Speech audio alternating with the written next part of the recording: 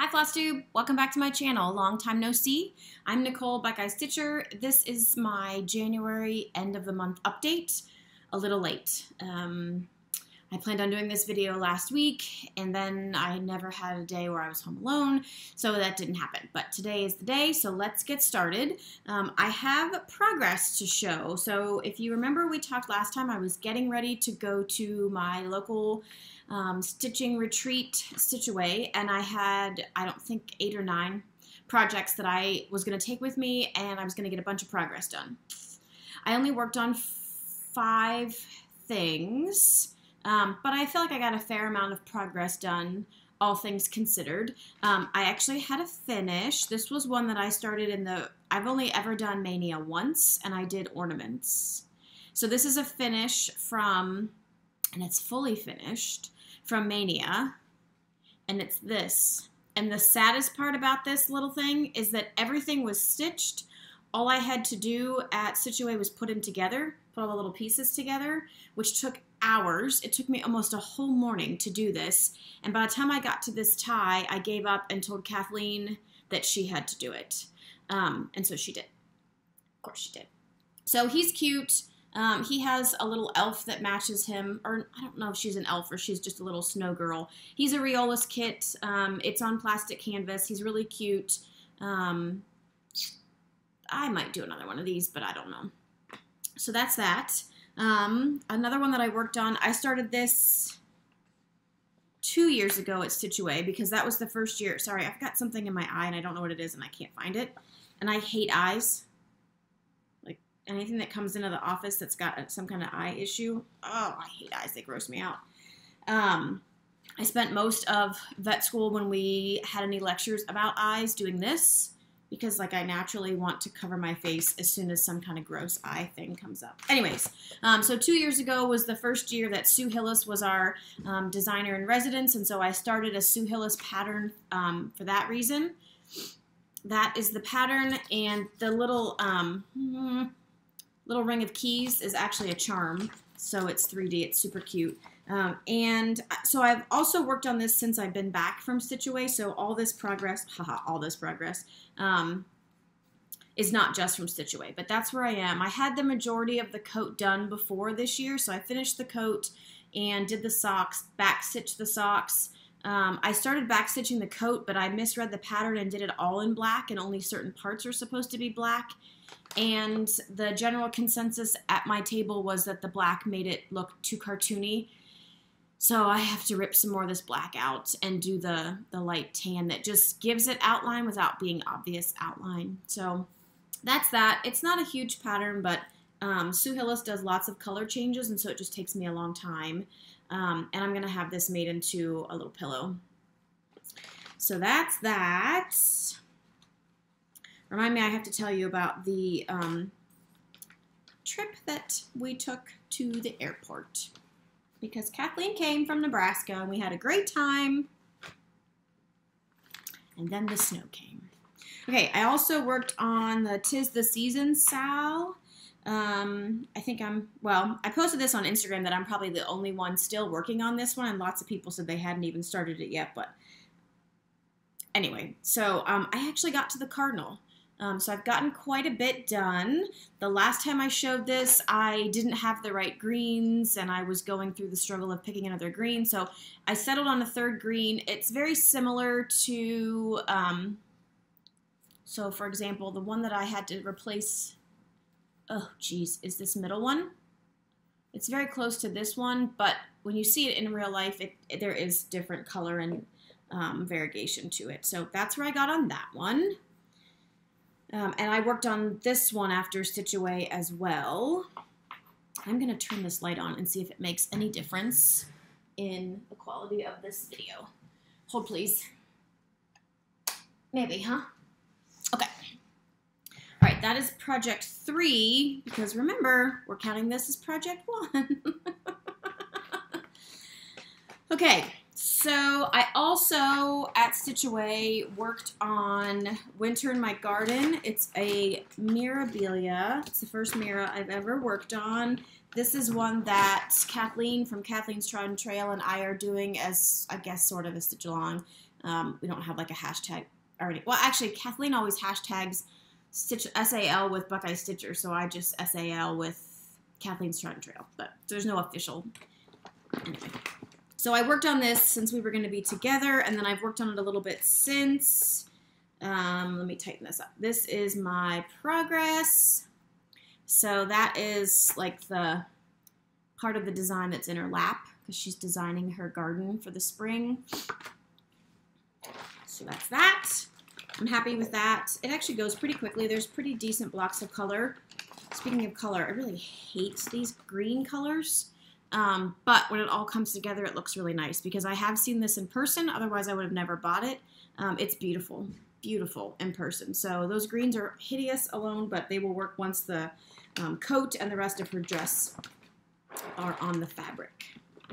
Okay, so that's what I worked at Stitch Away. And then since I've been back, I also worked on my hedgehog, my Realist Hedgehog kit. It technically was a Sal with Gerald from Ginger Gerald Stitcher, but he finished his, of course. So it's still an ongoing one, but I probably will be the only one stitching this one too. So this is the progress I've made in, I started working on this the beginning of the month. Yeah, I don't think I worked on this in December or at all in January, and that's where I am, and this brown is a hedgehog, so I am finally at hedgehog. Did I bring... Yeah, for the longest time I thought I was stitching this mushroom, but the mushroom is actually orange, so I'm right here. Finally. And I stitched on this for 2 hours last weekend and feel like I didn't get anything done, so... It's not my favorite, but I really want to say I finished it, so I'm going to plug on. Okay, so that is my progress. So Stitch Away was super fun. There was a different group at my table for one lady was out of town, and one of our friends couldn't come this year. What is going on with this? Oh, it's raining today, and so it's not technically humid yet, but the curly hair is already starting to kind of freak out about weather. What was I saying? Oh, so we had a different table. So Kathleen from Kathleen's Trodden Trail sat at our table, and then Angie Mier from Bub My on Instagram, but she's Angie Mier on Flosstube, came down from the Chicago-ish area and sat with us, and we had a great time. Some of the ladies weren't there the whole time, but we still had a really good time. You know how when your worlds collide, like friends from one part of your life and friends from another part of your life collide? You never know how that's going to end up, and this was great. So to me, it seemed like everybody was getting along and having fun, and we could all sit together again for sure. Every year at Stitch Away, we always all hope that it snows like crazy and that we get snowed in. And this year it did on the last day. So I was going to take Kathleen back to the airport, which is about 50 minutes from the resort. The lodge. It's a state park. It's not a resort. At about 9 o'clock in the morning, we were supposed to leave. And so the night before, all this ice and wind and snow was predicted to come through. So I went out to my car and I got my ice scraper and I put my windshield wipers up off the windshield and I scraped some of the ice off that was already forming and I started my car. No problem. 3 or 4 hours later, when it was time to go to bed, I went out to my car to try to scrape it again, which I didn't get very far because it was pretty thick, and start the car again, and it didn't start. And it didn't start, and it didn't start, and it didn't start. I parked outside for 3 or 4 days in a row without starting my car. My car is 9 years old, but the battery is only 1.5 years old. Well, it was 11 o'clock or 11:30 at night, so obviously not anything I can do about it except go to bed and hope that it started in the morning so that we would have a way to get Kathleen to the airport. Little did I know that was the least of my worries. So I get up early, I go out to my car, and thankfully it started. It stuttered and sputtered and tried not to, but I just kept giving it gas, and she turned over. So I just let it run. Well, I loaded everything else that I hadn't loaded the night before, and I found Kathleen, and we got things loaded up, and I told her this big drama of how the car didn't start, thinking that was the worst of it. So Kathleen goes to check out of the hotel, and the woman behind the desk said, "You're leaving?" And she said, "Yes, I have to get to the airport. My flight leaves at, I think it was 12:30. "Are you sure you want to leave? We can extend your stay. The roads are really bad."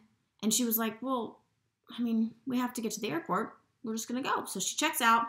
We finish packing up the car. I go to check out, and the woman says the same thing to me. And I said, "Yes, I have a friend who I need to get to the airport. Her flight leaves at 12:30. And I said, "All I can do is try. If I can't get out, I can't get out." So we get in our car, and we leave the state park. No problem. I mean, you couldn't see the roads, but the snow was packed down, and it was plowed, and it wasn't icy. It was fine. We got, I don't even know, less than 2 miles from the state park. The roads still were fine. Not completely clear, but everybody was going slow. You could see tire tracks, but it was super windy, and snow was blowing. So we get onto this road, and it's this big swooping hill down, and then we go up, and it flattens out. And as far as I know, that's the only way out of this area, because I don't know this area very well, and it's quite rural to me. So we're plowing down this road in the tire tracks, and before we know it, we are stuck. There was an area of the road that had not been plowed. And when I say an area of the road, I'm talking like 40 yards max. I could see on the other side of this snowdrift where the road, not only was it plowed, I could actually see the road. So because of how the snow had been plowed down this road, it was down to 1 lane. So here we are in this 1 lane. It's super sunny out. It's, morning. It wasn't like we were going to get in an accident because you couldn't go that fast. And if you were coming up over the hill, as soon as you got over the hill, you saw that there was a car 40 yards away, not moving. So we get out, and I'm trying to kick the snow out from the tires, and we're trying to figure out how we're going to push it back and try to go forward. It didn't work, needless to say. So in the meantime, people are coming up the road and obviously seeing that we're stuck. So the first people that got out of the car were the Columbus girls. Hey, ladies. They were leaving early to go back to Columbus, Ohio, which is about an hour and a half, 2 hours from where we were. They tried to help us push, and I was like, forget it. We're not going anywhere. I've already called AAA. Just back up to that clearing that you came to and go back to the resort, because I didn't know what the roads were like everywhere else. So by this time, we had called AAA, and they said it could be up to 2 hours before they came to plow us out. We also called a friend who was back at the lodge, and she tried to get somebody from the state park to come help us, and they didn't have anybody, so they called the police. So multiple people tried and failed to help dig us out, including a tow truck who was coming to get a plow that had gone off the side of the road the night before. It sounds dramatic, but I'm telling you, the roads were not that bad. And if I would have walked 40 yards, I would have been in a completely cleared road. It really was not that bad. So he tried to push us out and dig us out, and he couldn't. And so he was going to have to just go around us. And we kind of hoped that he would go around us and maybe call somebody. I don't think he did. So then, of course, the old man in the truck comes right up behind me as if he can't see my flashing lights and that I'm not moving, and gets out and asks if I'm stuck. And I said, yes. Are you from AAA? And he says, no. So as I'm having this conversation, here comes a plow off the opposite side, and it gets stuck. A plow got stuck. So they tried to pull around in this turnaround driveway, and we're all watching this. And so I said to this guy again, so you're not from AAA. Maybe these guys are. So he tries to explain to me what's happening, and I'm like, look, multiple people have tried to pull us out. The guys that are trying to get that plow that's off the side of the road tried to plow us out, and they couldn't. We're stuck. Turn around. So then he's going to try and pull the back of my car out. Well, there was nowhere to hook it, and he would have damaged my car. And so finally he realized that this little girl knew what she was talking about and left. So, okay, here comes the plow. They get themselves turned around. They come to us. They can't get to us because they can't get the snow in this 40-yard stretch plowed with the plow that they have on the front of their truck. He says, well, you might as well wait for AAA because they're going to have a heavier duty plow, and some other piece of equipment that I can't remember at this point. But I don't want to leave you stranded here because now it's been like an hour and a half. We had plenty of fuel. We were fine. We were not in a ditch. Hashtag not in a ditch. We were in the center of a road that just had a section that hadn't been plowed. Oh, and when the guys came to tow out the other, this is for later, to tow out the plow that had gone off the side of the road that we passed, we asked them how bad the roads were, and he said they're clear everywhere but right here. Yay. So clearly Kathleen was going to miss her flight, so she calls the airport to get that all adjusted. I called AAA for an update, and they said it was going to be another hour and a half, which would have been close to 4 hours at this point. So as the main tow truck that came from the county sheriff is leaving, he passes a guy in a plow, and they apparently have a conversation. He tries to plow to us. He gets stuck. They had to tow him back out. Okay. So we think, okay, we're just going to be here until now 2 o'clock. Granted, we left at 8:30, 8:45. It's now we're going to have to wait till 2 o'clock to get plowed out. As we're waiting for AAA, some very nice guys in a truck who were coming to get another truck that had gone off the side of the road the night before see what's happening with us, and they start shoveling and rocking us back and forward and shoveling. And the guy that was coming from the sheriff's department must have let somebody know that we needed a much bigger plow, because as these guys were shoveling us, here comes this giant truck with a giant plow, and he plowed the snow sideways to get to us, and we finally were able to get out and get to the airport, and the roads were fine past that 40-yard stretch. So never again will I hope to get snowed in at Stitchaway. That's that story. Okay, so some things that I acquired. I did acquire some things at Stitchaway, but these don't count as purchases because my mom gives me a gift certificate every year at Christmas to keepsakes. And because I always try and do, there it is. Because I always try and do Stitch from Stash at the beginning of every year, and then Stitchaway is a couple weeks later, it kind of screws things up. But it doesn't count if I don't use my own money. And I'm beginning to think I didn't bring it with me. So let me pause the video and go get what I bought, because this is not. This is the stuff that I bought for my giveaway winner. I'm waiting on one more pattern, Carol. It still hasn't come in yet, and then I'm going to send you your stuff. And we'll talk about that later. Okay, let me pause this and go get the stuff that I acquired. Okay, I'm back. One thing I forgot to say when I was telling that story about being stuck in the middle of the road is that we could see the tire tracks that we were still in when we stopped. When we got stuck, we could see the tire tracks from where the car stuck to where the road was clear. And in the hour and a half, 2 hours that we were having this fabulous experience together, I said to Kathleen, it's a good thing we like each other. Could you imagine being stuck in a car with a Flosstube that you didn't like? Anyways, while we were sitting there for the hour and a half, the snow had blown, and so when we finally got dug out, there were no tire tracks. So it looked like we were two idiot girls trying to drive down a road that wasn't plowed. Okay. All right, so some things I acquired. There were 16 trunk shows at Stitchaway. Yeah, 16. And our featured designer was Heart and Hand. Oh, I forgot all the stuff we got. Well, go watch Pam and Steph's video because I know they showed it. I have some of it here, but not all of it. Not all of it. Okay, so I bought this one. This is a Heart and Hand, Bird in the Hand Valentine's Day. And these little patterns, there's for all the seasons and also other holidays. So like this one is Bird in the Hand Winter, but there's also a Bird in the Hand Christmas, Halloween, Fall, Thanksgiving, Spring. They're really cute, and they're really cute finished. So I bought that one. We got this needle thread keep as part of the giveaway. Spread kindness. And then there was the pattern, well actually the kit. So it's a whole kit with the fabric and the threads, and then the pattern for Spread Kindness. That's a cute little Valentine's Day piece. Oh, there's like the chenille and everything to finish. The little button, a needle. Cute. Okay.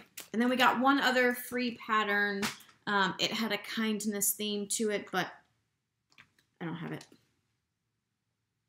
Oh, I got these too. Did I get these? I guess I did. So I bought, no, I acquired with my gift certificate, Bird in the Hand Autumn. Here's Bird in the Hand Summer. This is not in this leaflet. It's just an example. This just has this pattern in the leaflet. And then I got Bird in the Hand Thanksgiving because I don't have very many Thanksgiving patterns. And on the back is Bird in the Hand Halloween. Yeah, that one's different. So those are cute, and they look like they're quick if you're looking for quick little holiday-themed finishes. Erica Michaels had a bunch of stuff. A lot of her little things are stitched on silk gauze, which is 40 count, and it's half stitches or 10 stitches, whatever. I own 3 or 4 of these. I have never stitched one, so why not get 2 more, right? But I swear I'm going to do these. So this is Winter Messenger. Duh. And then Jolly Soul. And this was actually finished like this. So see how it was finished into a pillow finish on linen. So these can be stitched on linen or even weave or Aida. They don't have to be stitched on the silk gauze. But it was also stitched on this little teeny tiny tin thing. It was like this big. Oh, so cute. Actually, that Ebenezer's Christmas that I stitched for my sister 2 years ago was stitched on silk gauze, the whole thing. It's like this big when it's stitched on silk gauze. Obviously, I did not do that. Okay, those are the things that I acquired with my gift certificate. I got this from one of my friends, had some fabric that she bought that she didn't like, and so she was going to put it on the freebie table, but she let us dig through it first before she did that. So I got this giant piece of R&R 30 count Irish cream linen, which doesn't really show up as any color, but I really like R&R fabric. It's a little bit stiff linen. I like that. Thinking about this now, this Irish cream, my sister and her husband and Brian and I are going to Ireland at the end of March. I'm super excited. It was a last minute bargain buy that we got a couple weeks before Christmas. And I just got my passport renewed today. I was a little frantic that I didn't send it off in enough time. And I didn't tell my sister because I didn't want her to freak out that I wasn't going to have my passport in time. But it came today.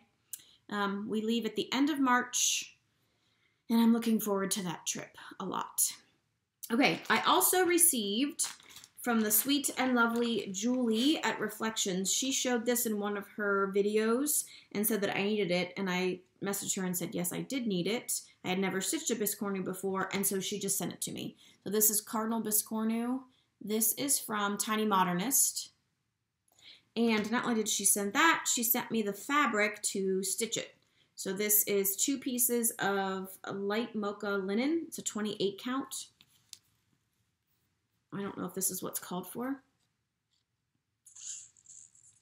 Oh, it just says it was stitched over 2 on 28 count linen. So Julie just picked a color that would look good with those reds, and I agree, and it's all serged. Thank you very much, Julie.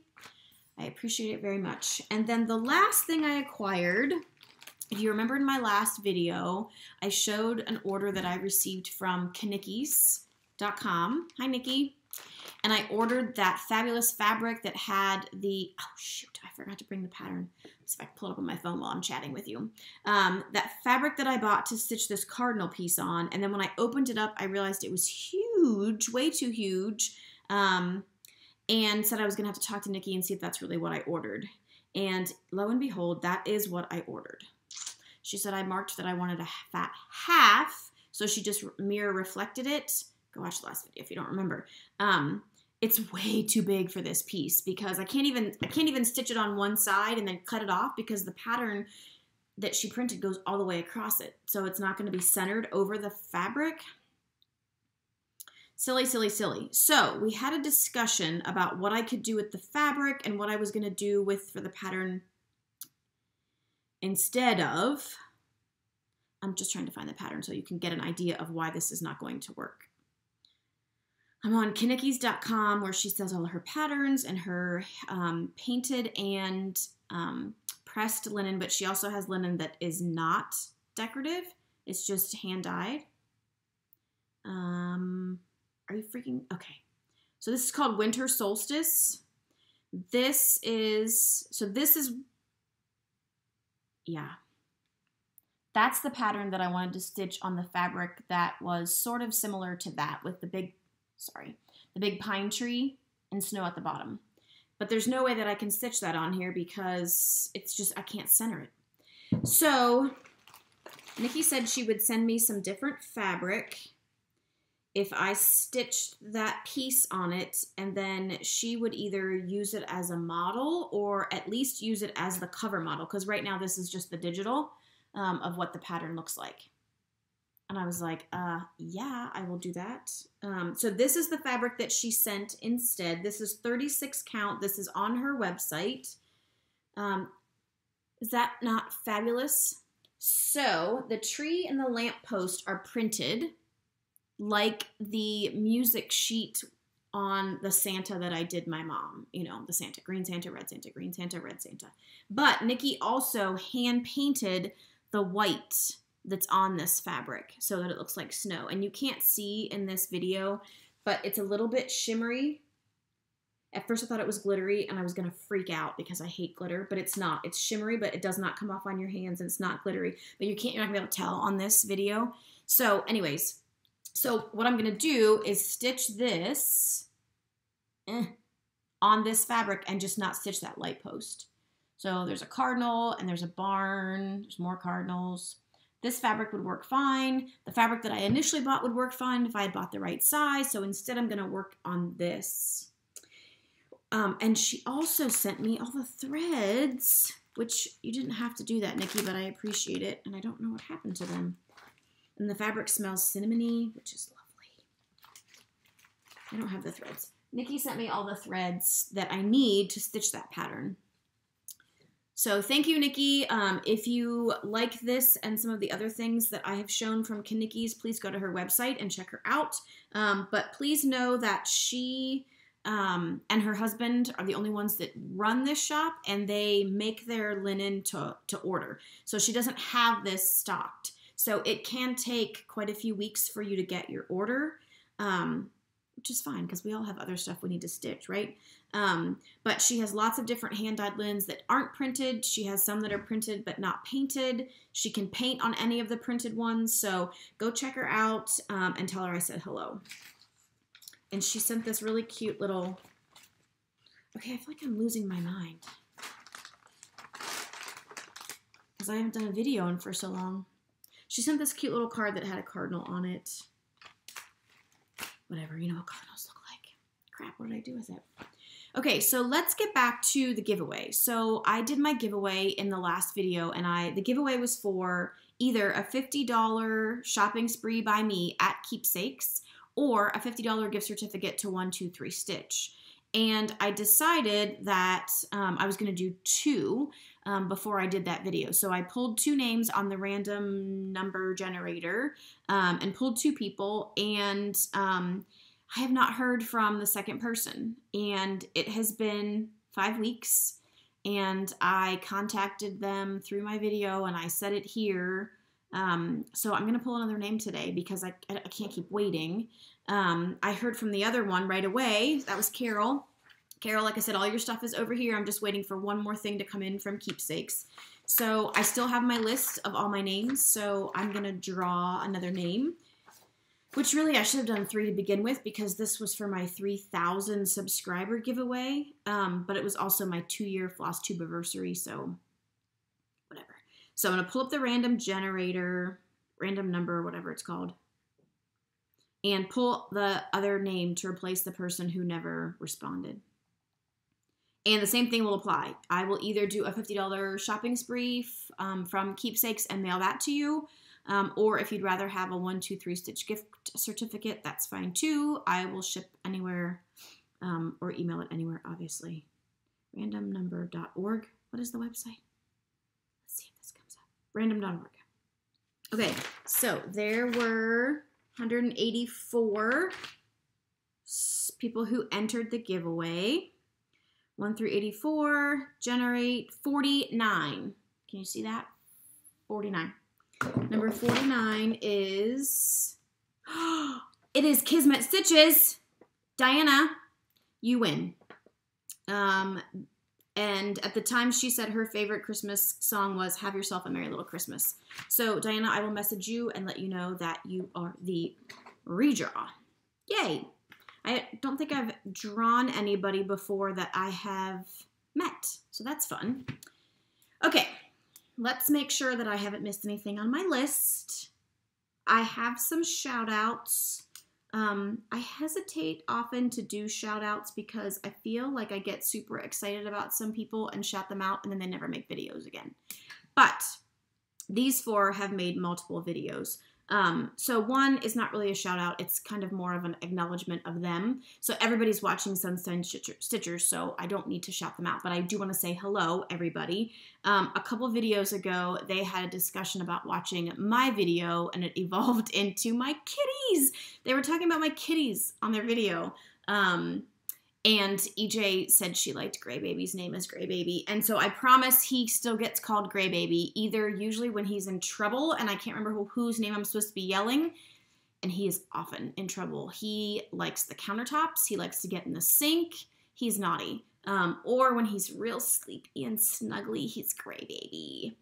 But I'm happy to call him Gray Baby now that I know that he has an actual official name, not just a descriptor. But everybody's doing fine. They're all asleep right now. I'm having a little bit of anxiety about taking them to work and leaving them for a week when we go to Ireland. But they're too young and too rowdy to leave in this house and have my neighbor come in and check on them because I fear that they will destroy the house. I was actually a little fearful about leaving Brian alone with them when I was at Stitch Away because I was afraid they were going to hog tie him and stick him in a closet.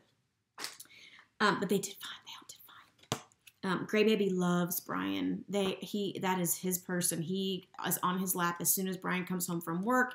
He lets Brian throw him up over his shoulder. Gray Baby loves Brian. So hello, Sunshine Stitchers. Sunshine Stitchers. And thank you for shouting out my kitties. The other shout out is O2B Purple. Her name is Sharon. She's from Indiana. I met her last summer at Keepsakes. Actually, her husband Henry is the one that suggested, we'll say, that I use Ren for my Peace on Earth Sow, and it was a good suggestion, Henry, so thank you. But she is O, the letter O, to the number 2, BE Purple. I'll put it below. Go check her out. She's already made 4 videos, I think, and she's super cool. She has led an exciting life, so go check her out. Kim Hollenback, she is... Oh, shoot, Kim, you are on Instagram, and I can't remember who you are. I'll put it right here when I go to edit this. But she's making videos now as well, so check her out. She's Kim Hollenback. I'll put that below. I'll put her Instagram below. Sorry that I can't. Spartan Stitcher. She's Spartan Stitcher because she's from MSU, which is a bit of a rival of mine, but moving along. And then the 4th one, I just discovered him a couple nights ago. He has been doing YouTube videos, but for BookTube, book reviews and basically what we do, but with books. But now he has started cross-stitching. He likes big projects. So all of you guys who like big projects and do big projects, check out Sean. His channel name is Eclectic Reads. Nothing about stitching, but he has called his first Flosstube Flosstube 1. So when you go to his channel, it's very easy to figure out which one of his videos is cross-stitch related and not book related, but so many of us read anyways that you might enjoy the rest of his videos. I think that's all the stitching stuff I have to talk about. I have one more thing to talk about. As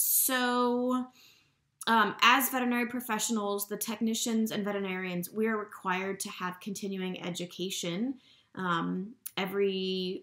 I have to have it every 2 years, and I think the techs do too. So we have to have a certain number of hours every 2 years, and we can get that in a variety of ways, either traveling to conferences, local conferences, or online lectures. I didn't go to one last year because I didn't need credits. I'm going to be going to one this year, but I haven't decided which one yet. But my bosses for the last 2 years have sent our technicians away to do it. Last year, they all went to the major conference in Orlando, Florida. There's usually about 10,000 people that attend that conference. It's major and it's huge. So I did not go, but the group went except for 2 or 3 of the staff. This year, he decided to split it up. So there's a major conference in February in Las Vegas, which I have been to that one as well. The conference is fabulous, but I hate Vegas. So this year he said, we're going to split it up. You can pick if you want to go to Vegas or Florida. And then that way we didn't have such a short staff for the week that everybody was gone, and they got a different experience if they wanted it. So one of the technicians that went to the Orlando conference a couple weeks ago came back all excited about enrichment for indoor house cats. So I just want to mention something about that real quick. So if you don't have any interest in this, I am done with stitching. Everything's crossed off my list. Thank you so much for watching. I will be back at the end of the month. You won't have to wait 5 or 6 weeks to see me again.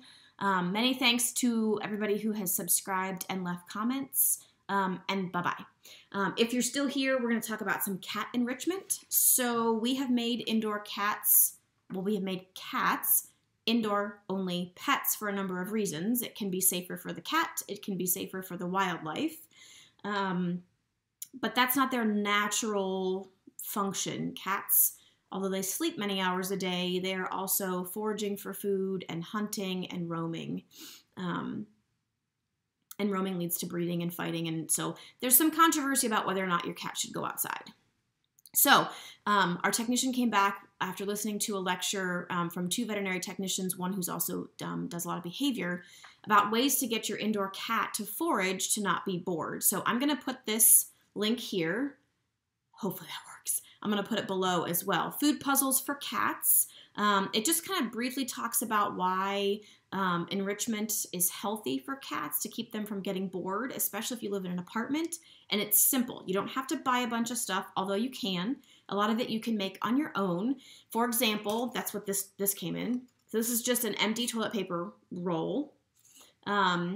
If you cut a little hole in this, round, square, whatever, and fold it in and fill it with treats or food. I just have been using food with these little kitties because mama cat needs to lose some of that baby weight.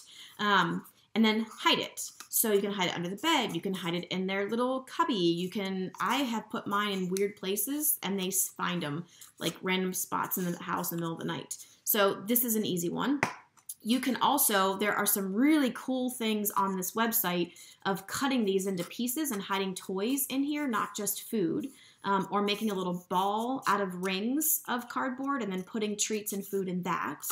Another thing that's cheap is to buy just regular plastic Easter eggs and cut a hole in there for food or treats. This one is a huge hit here. In fact, when I do find these pieces, because sometimes they end up in the basement or end up under the furniture, I usually only find 1/2. So they're smacking this thing around till it pops open.